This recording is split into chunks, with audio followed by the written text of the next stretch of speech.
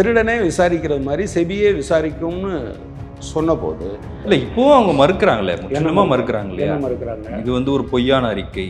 இவங்களுக்கு அதில் 4.4 மடங்கு சம்பளம் வருதுன்னா நீங்கள் வெளிப்படையாக சொல்லியிருக்கணுமா இல்லையா? சொல்லியிருந்தா தான் இந்த பிரச்சனையே இல்லையே. ஸ்டாக் எக்ஸ்சேஞ்சே இந்த காலத்தில் அதனுடைய மேனிப்புலேஷனில் இந்தியாவினுடைய பிரதமர், உள்துறை அமைச்சர், நிதி அமைச்சர், இவங்க 3 பேருமே இதில் ஒரு பெரிய கொள்ளைக்கு துணை போனாங்க அப்படிங்கிற குற்றச்சாட்டு வந்தது. ஹிண்டன்பர்க் விஷயத்தில் அதானிக்கே இன்னும் கேள்விக்கு உட்படுத்த முடியல இல்லையா? இல்லை கேள்விக்கு உட்படுத்த முடியலன்னு சொன்னது யார்? மதாபி. இப்போ அவங்க வந்து பதவி விலகணும் அப்படின்னு எதிர்கட்சிகள் சொல்கிறாங்க. இல்லை ஆக்சுவலாக அவங்க பதவி விலகிறது மட்டும் இல்லை, அவங்கள விசாரிக்கணும்ல. நீங்கள் என்ன தப்பு வேணாலும் செய்வீங்க, கண்டுபிடிச்ச உடனே நீங்கள் பதவி விலகிட்டீங்கன்னா. இல்லை இப்போ அதானி குறித்தான அத்தனை விமர்சனங்கள் இருந்த போதுமே தான் பாஜக மீண்டும் ஆட்சி அமைச்சிருக்கிறாங்க. இதே கேள்வி உங்கள்கிட்ட கேட்கட்டா? நரேந்திர மோடியும் சங் பரிவாரும் ரொம்ப திறமையான ஆட்கள். அவங்க எமர்ஜென்சியில் இருந்து சில பாடங்களை கற்றுக்கிட்டு இருக்காங்க.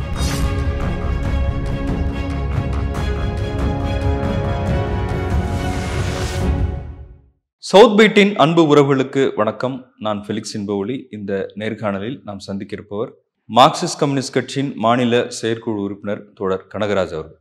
வணக்கம். வணக்கம். அமெரிக்க ஆய்வு நிறுவனமான ஹிண்டன்பர்க் ஒரு அறிக்கை வெளியிட்டிருந்தது அதானி குறித்து. அதானி வந்து நிறைய மோசடிகளை பங்குச்சந்தையில் செய்திருக்கிறார், நிறைய போலி கணக்குகளை காமிச்சிருக்கிறாரு, அதை பயன்படுத்தி பங்குச்சந்தையில் அவர் நிறைய முதலீடுகளை செய்திருக்கிறார் அப்படின்னு சொல்லி அதில் நாடாளுமன்றத்தில் அது குறித்தெல்லாம் விவாதிக்கப்பட்டது. உச்சநீதிமன்றம் ஒரு குழு அமைத்து இதை விசாரிக்கணும்னு சொல்லப்பட்டது. உச்சநீதிமன்றம் அதை மறுத்துட்டாங்க. இந்த நேரத்தில் செபி வந்து அதை கண்காணிக்கும் அப்படின்னு சொல்லப்பட்டது. இப்போ மீண்டும் ஹிண்டன்பர்க் அறிக்கையில் செபி தலைவரான மதாபி அவருக்கு அதானி நிறுவனங்களுக்கும் அவருக்கும் தொடர்பு இருக்கு, அவங்க வந்து சில முதலீடுகளை அதானி நிறுவனத்தில் செய்திருக்கிறாங்க அப்படின்றத அந்த ஹிண்டன்பர்க் அறிக்கை சொல்லுது. இதை வந்து செபி தலைவர் மறுத்திருக்கிறாங்க. எப்படி பார்க்குறீங்க?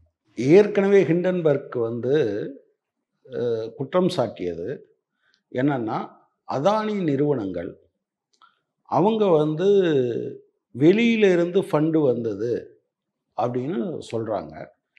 ஆனால் அவங்களுடைய நிதியவே பல முறையில் வெளிநாட்டுக்கு கொண்டு போய் அந்த நிதிகளையே திரும்பவும் அது வெளிநாட்டில் இருந்து வேறு தனியாரிடமிருந்து வந்ததாக அவங்க காட்டுறாங்க.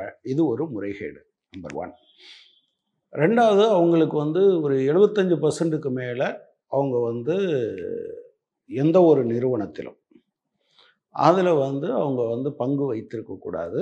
ஆனால் இவங்க வந்து இந்த இப்படி வெளிநாட்டிலேருந்து கொண்டு வந்த பங்குகள்லாம் இவங்களோட தான் இருந்தால் கூட மற்றவர்களிடமிருந்து வந்தது என்று சொல்கிறாங்க.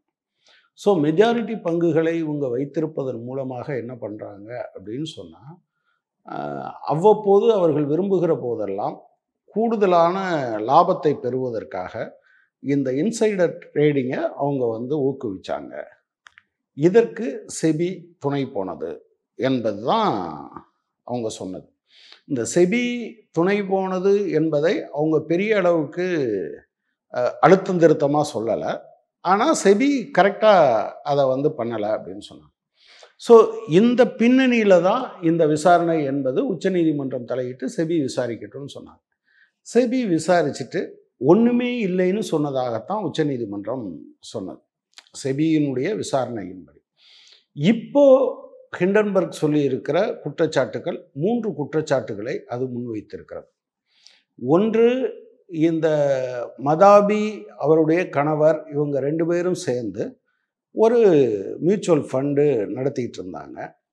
அது வினோத் அதானிக்கு சொந்தமான அந்த காம்ப்ளெக்ஸ்லேயே அது இயங்கி வந்தது அப்படிங்கிறது அது ஒரு பெரிய குற்றச்சாட்டுன்னு சொல்ல முடியாது.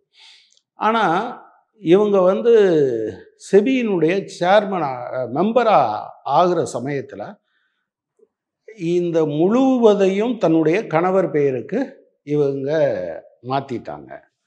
அந்த நிறுவனம்தான் இந்த பங்குகளை தன்னிடம் இருந்த நிதியை அதானி கம்பெனிகள் மூலமாக வெவ்வேறு வகையில், அதாவது அதானியினுடைய என்ன சொல்கிறது, ஒரு போலி கம்பெனிகள்னு சொல்லலாம். நேரடியாக அதானிகள் நிர்வகித்தா கூட அதை வந்து வேறு சிலருக்கு சொந்தமானதுன்னு சொன்னதன் மூலம் அவங்க வந்து இன்வெஸ்ட் பண்ணியிருக்காங்க அப்படிங்கிறது ஒரு குற்றச்சாட்டு.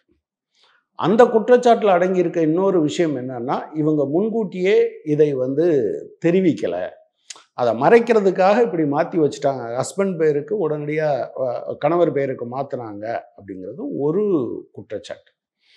ரெண்டாவது குற்றச்சாட்டு, அகோரா ஃபர்ம்ஸ்னு ஒன்று, அது இந்தியாவில் இருக்க கம்பெனி, அது வந்து இந்த ஷேர்லாம் டீல் பண்ணுற ஃபண்டு மேனேஜர் கம்பெனி.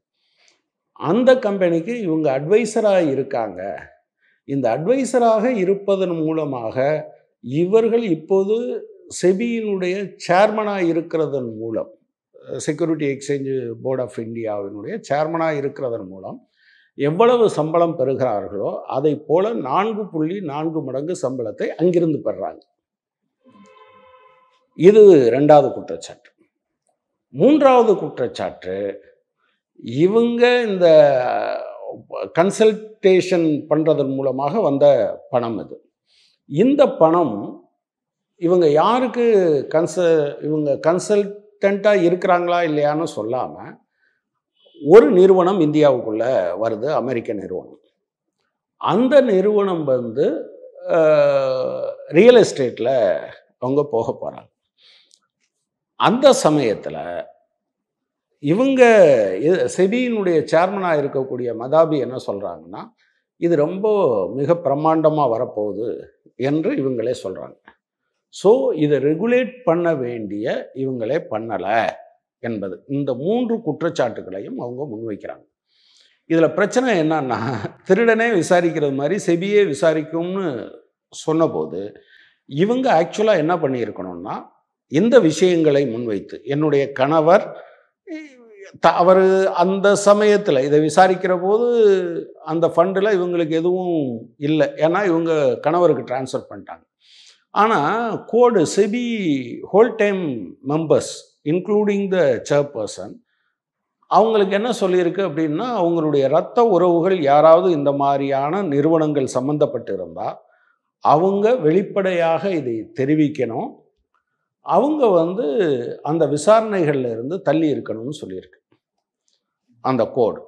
ஆனால் அந்த கோடு அப்போ இவங்க என்ன பண்ணியிருந்துருக்கணும், இல்லை முறைகேடில் தொடர்பான அந்த நிறுவனங்கள் இருந்தால் இவங்க வந்து தெரிவிக்கணும் அப்படின்றதா? ஆமாம், அவங்கள பற்றியான சந்தேகங்கள் இருக்கும் பட்சத்தில் இவங்க வரணும் அப்படின்னு.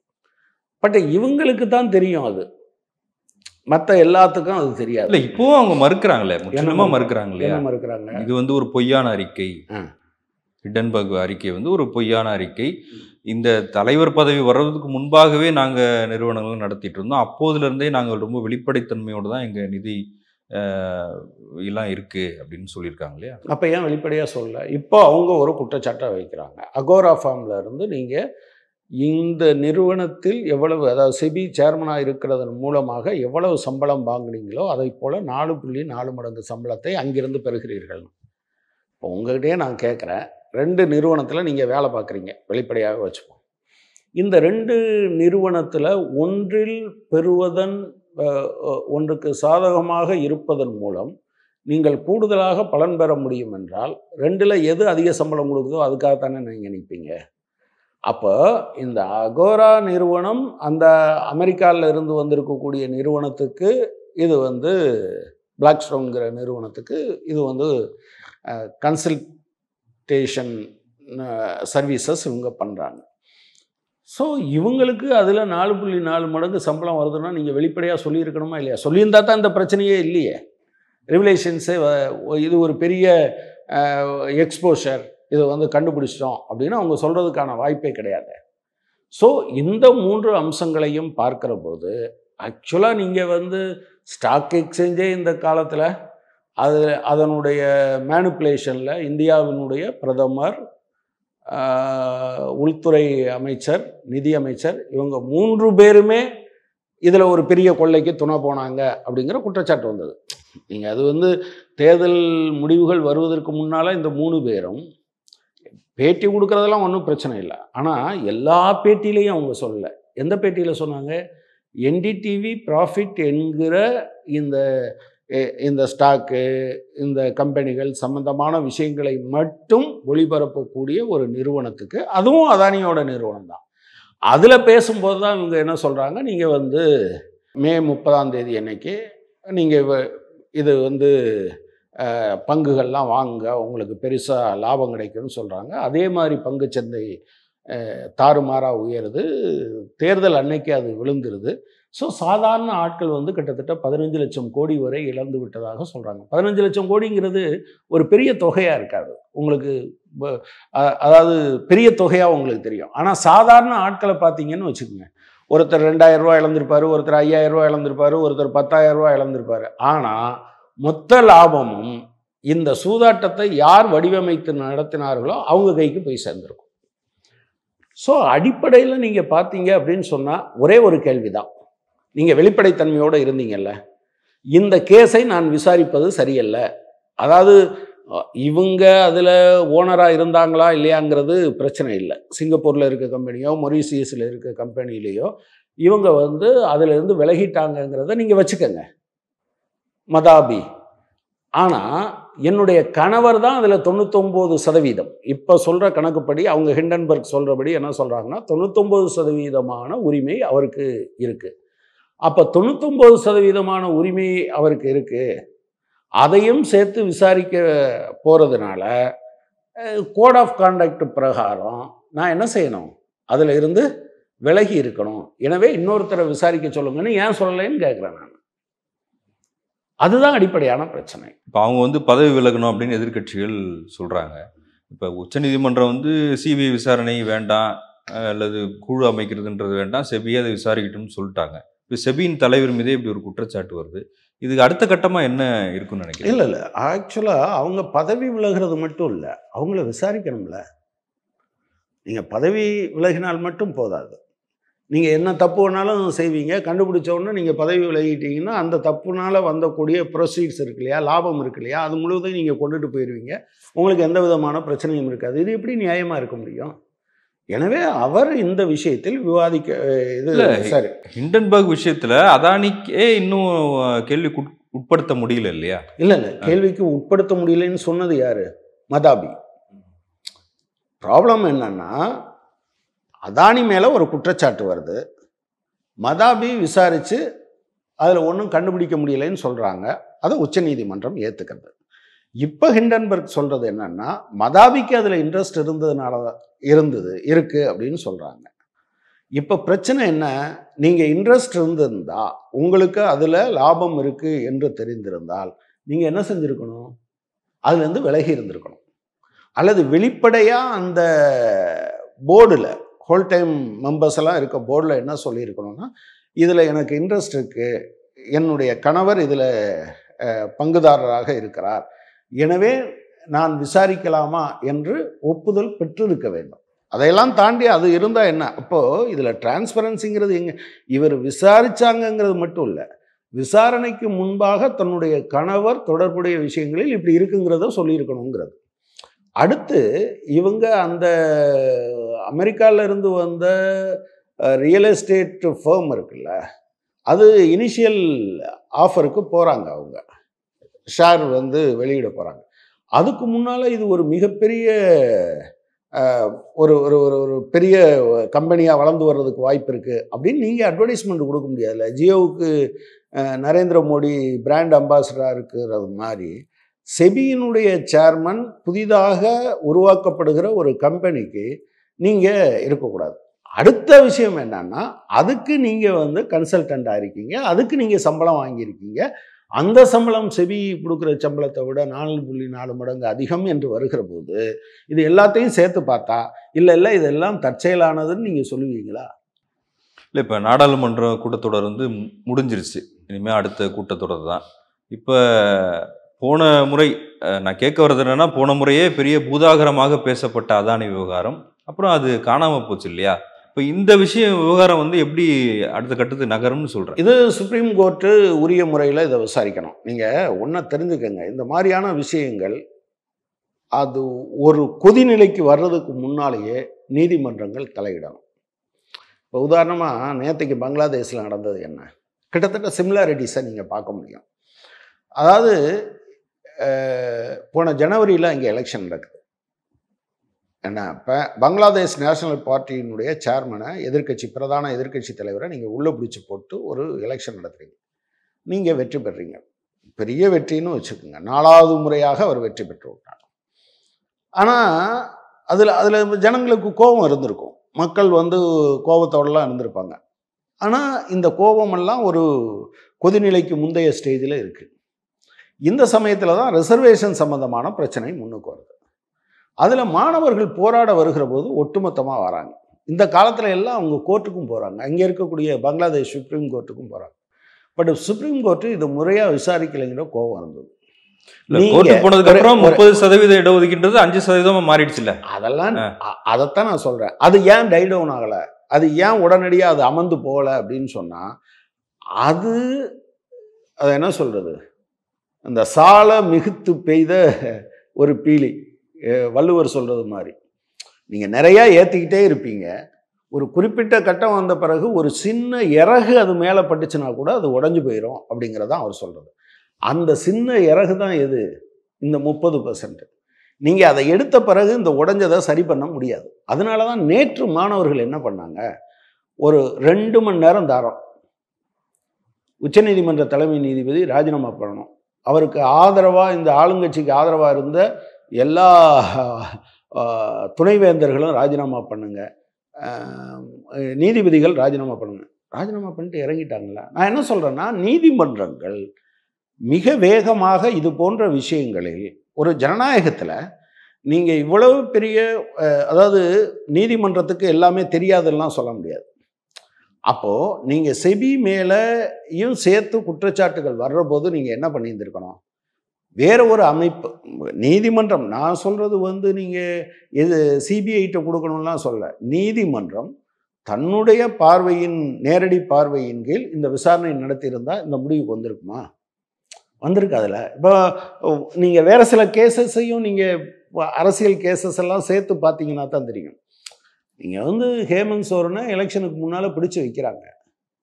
நீங்கள் கேட்கணும்ல, என்னையா மெட்டீரியல் இருக்குன்னு. நீங்கள் எலெக்ஷன்லாம் முடிஞ்ச பிறகு அவரை பிரச்சாரம் பண்ண விடாமல் பண்ணிவிட்டு, இவர் மேலே ஒன்றுமே இல்லையா, இவரை வெளியே விடுங்கன்னு சொல்கிறீங்க. இப்போ மணிஷ் சிசோடியா கேஸில் அதே மாதிரியான விஷயத்துக்கு வாரீங்க. அப்போ நீங்கள் ஜனநாயக தேர்தல் நேரத்தில் அரவிந்த் கெஜ்ரிவால் வந்தார்ல ஜாமீன்ல. இல்லை, ஒருத்தர் மட்டும் இல்லை. நான் என்ன சொல்கிறேன்னா, நீங்கள் அது ஒரு பெரிய அளவுக்கான, அதை கூட நான் என்ன நினைக்கிறேன்னா, எதிர்கட்சியெல்லாம் பிடிச்சி உள்ளே வச்சுக்கிட்டாங்க அப்படின்னு அந்த குற்றச்சாட்டுகள் பெருமளவுக்கு வராமல் இருக்கிறதுக்காக நீதிமன்றம் ஒரு ஏரியாவில் தலையிடுது.